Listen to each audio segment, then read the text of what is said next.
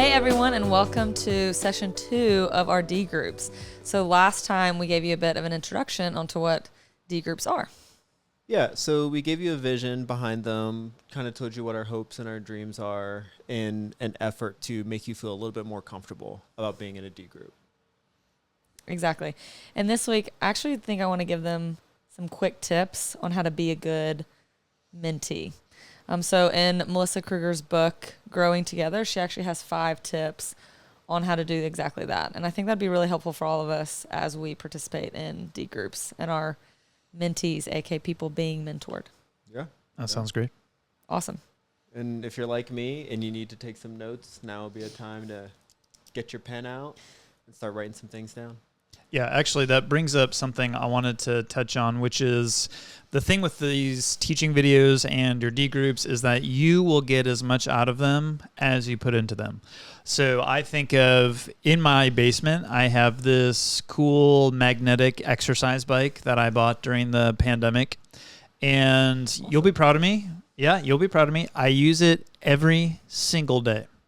Nicholas, that's Good amazing. for you. Yeah, That's it's amazing. awesome. Yeah, I use it to hang my clothes that are dirty every single day. Okay. That I Okay. can see. Yeah, I think I've maybe used it 2 or 3 times, but I really don't use it. Impressive. And my point is that I invested in this thing. I had this whole vision for what my life was going to be with this exercise bike, but it really doesn't do me any good sitting in the basement. It doesn't really benefit me because I don't get on it and exercise regularly.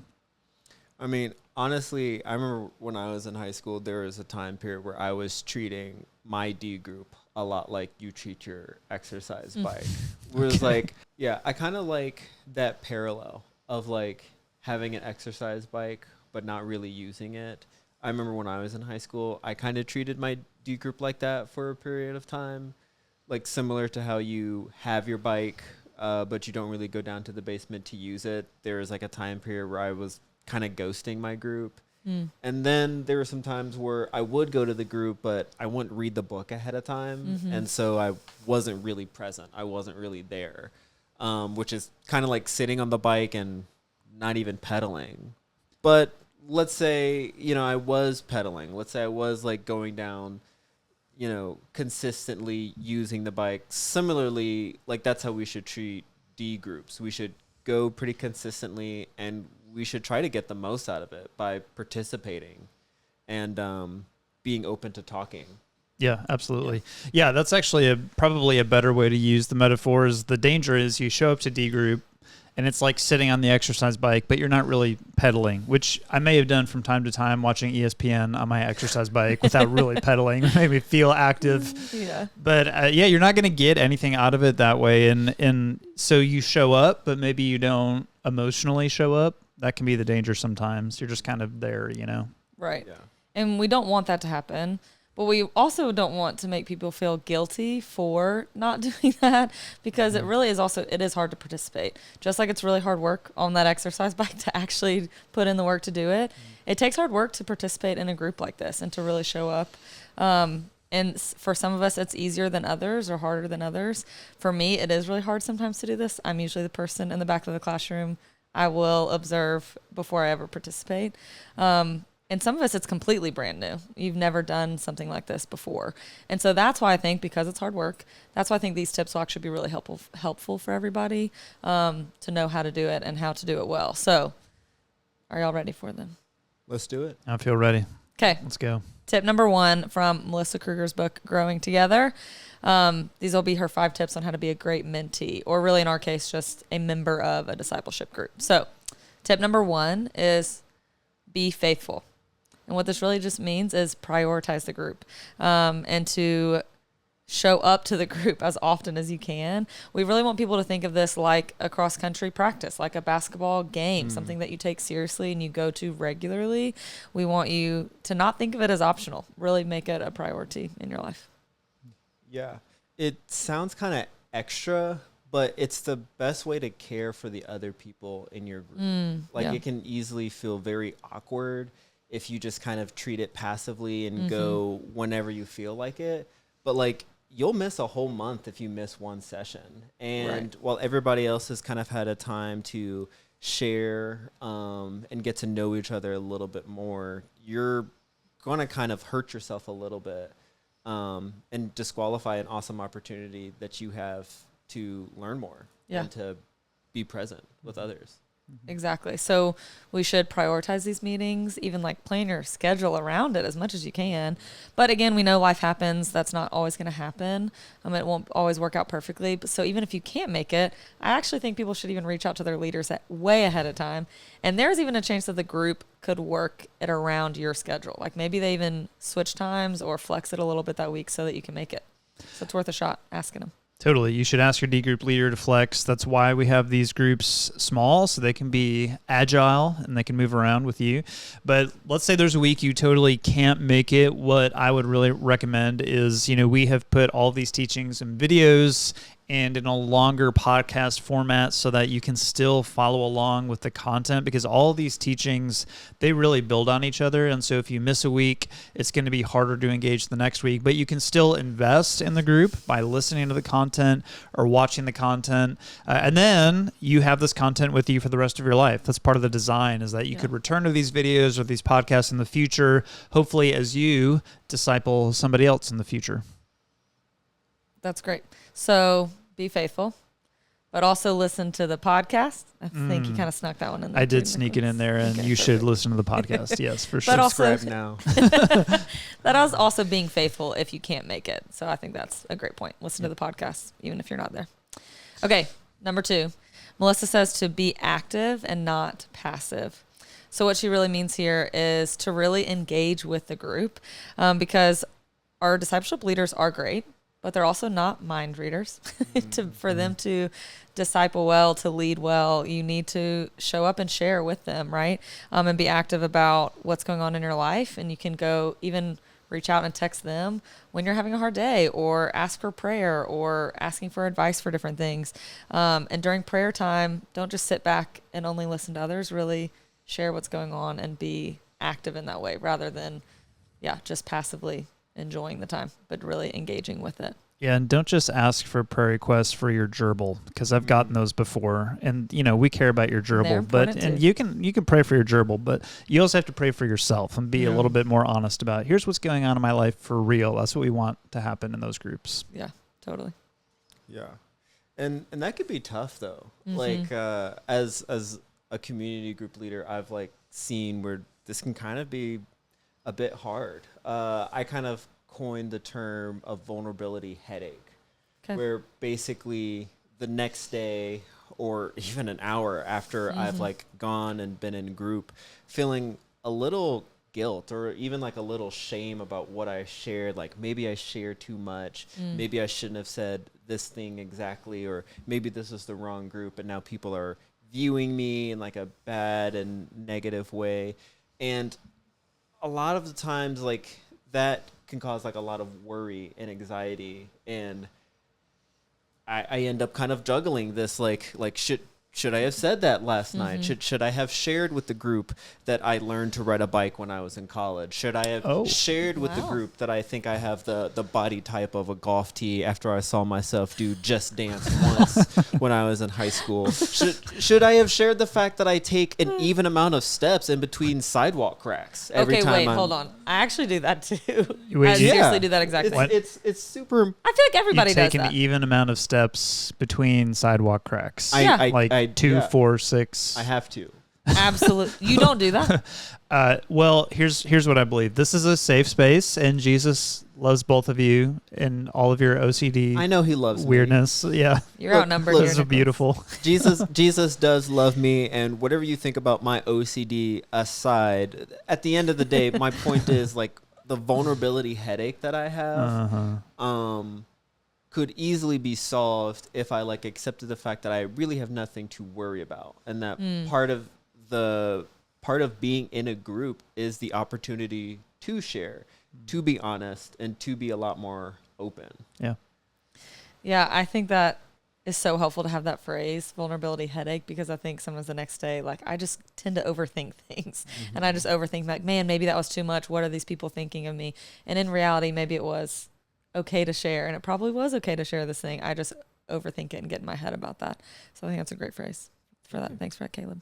And we aren't saying you have to share everything with your leaders, Right. but I also think it's really helpful to be proactive and thinking about what you do want to share with them. Like, you could even make a list of where you want to grow this year and things that you want to work on, things you want to share with other people. And so you can make a list, and maybe you don't share them on day one, but these are things you know that at some point in time, I want to talk to my leader about these. And I think that could be really helpful, just a proactive way to be, again, active in that way. Yeah, because that takes time, right? We're not expecting this to happen day one or overnight, so don't want you to freak out about that. But we're just saying, let's make it a goal to be honest about what's really happening over time as we grow in these groups. Exactly. Okay, are y'all ready for number 3? Oh, yeah. Okay. Number 3 is be honest and be humble. Now, this right off the bat sounds a little similar to what we just talked about, and that is fair because they're really related. They're super similar, but this one is different because it's actually a little bit more about being honest about where you're struggling, maybe where you failed, maybe where you've messed up, and are you willing and able to share those things and to talk to people about, what's going on and what you're struggling with in life. And this might not be with the whole group. Maybe it's just with the leader. But we really think sharing these things in person, in relationship with other people, is actually where we find that healing rather than keeping it to ourselves or keeping it bottled up inside. Yeah, absolutely. I will never forget the first year I was in RUF, the college ministry that Mary Paxton and I were both part of. And one of the things we did was we got in these smaller prayer groups with other pastors, campus ministers. And I was very surprised and taken aback by the fact that these other men were really sharing about things they were struggling with and things they were failing in. And I felt intimidated by that at first because I thought, oh, you're expecting me to take my mask off and to say, here's the ways I'm failing. Here's the ways that I'm not following Jesus. But what I found over time is that as I shared things in that group in a really vulnerable way, it was the response from the other men in that group that started to really transform the way that I thought about myself and really brought about long-term change in some of the areas I was struggling with. So if I'm struggling because I'm stressed out and I'm yelling at my kids all the time, there's nothing like being able to come to a group of people who are safe and say, hey, I yelled at my kids last night. I feel bad about that. And for them to demonstrate Jesus' patience toward me in that and say, hey, you're forgiven. Like, Jesus still loves you as much as he did yesterday. He has mercy and compassion on you for that sin. And as I hear Jesus' patience toward me in their words, it actually makes me more patient toward my own children. And so there's a transformative process there that I think is something you can only get out of a group like a D group. Totally. Yeah, I really like that. That makes me think about Brene Brown.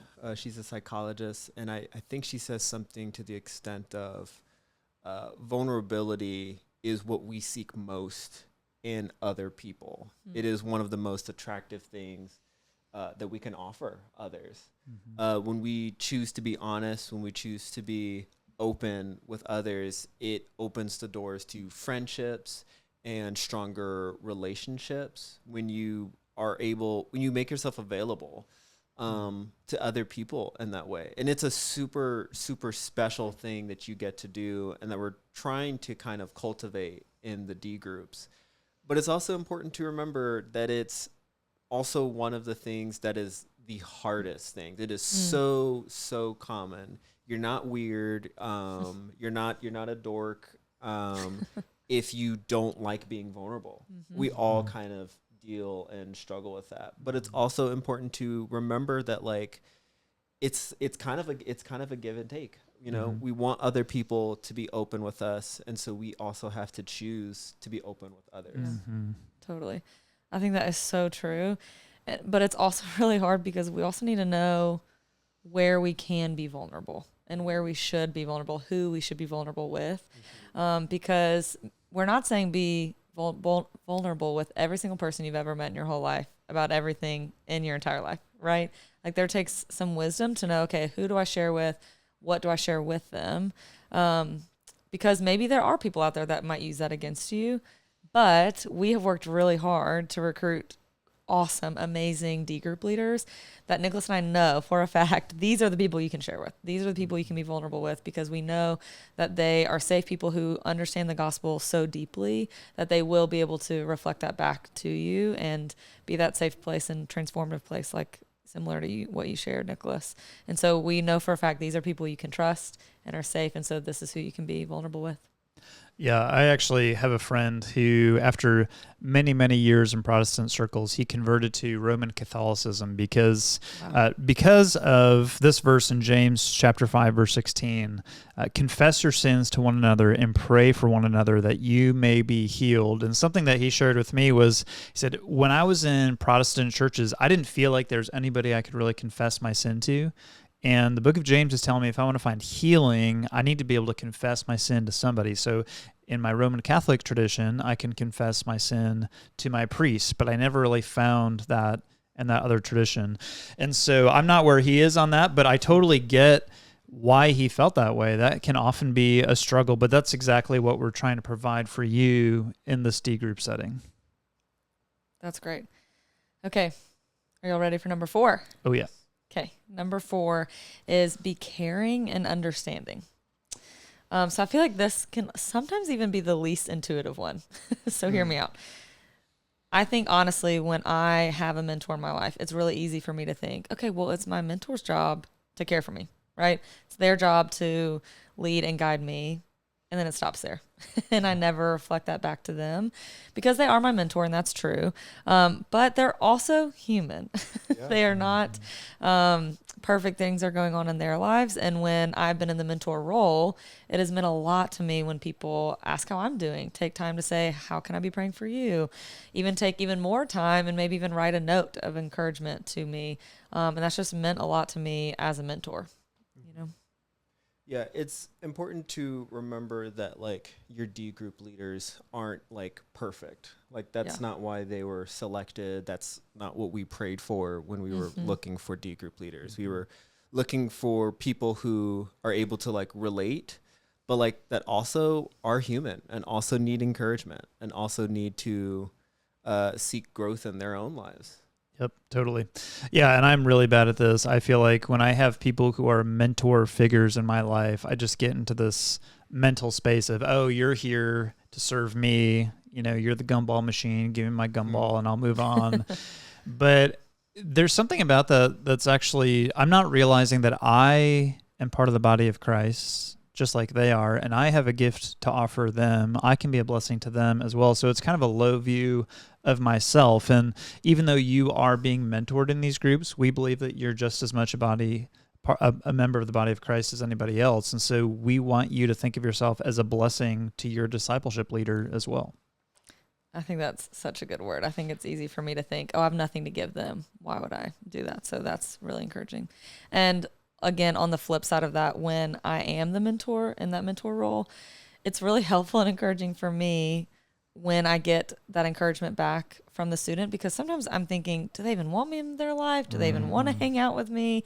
And it makes me doubt, and I get in my head and I overthink it again. But then I get that text that says, thanks for hanging out with me today. It really meant a lot. I'm like, oh yeah, okay. That gives me courage to keep going, to keep asking them to hang out, to know that they actually want me to be there and it's not just annoying. And so it just gives me confidence that this person really wants me in their life. Yeah, absolutely. All right, what's the last one? Hit us. Okay. I think this is the easiest one. Also might be the hardest too, but it is just pray for your D group leaders. I think it's almost so obvious it becomes hard and we forget to do this. But during your prayer time, so like in group, when everybody's together, be sure to ask your leaders what they need prayer for, not just your peers. What do they know and what do they need? And just pray for them regularly. But also not only in group, but throughout the week.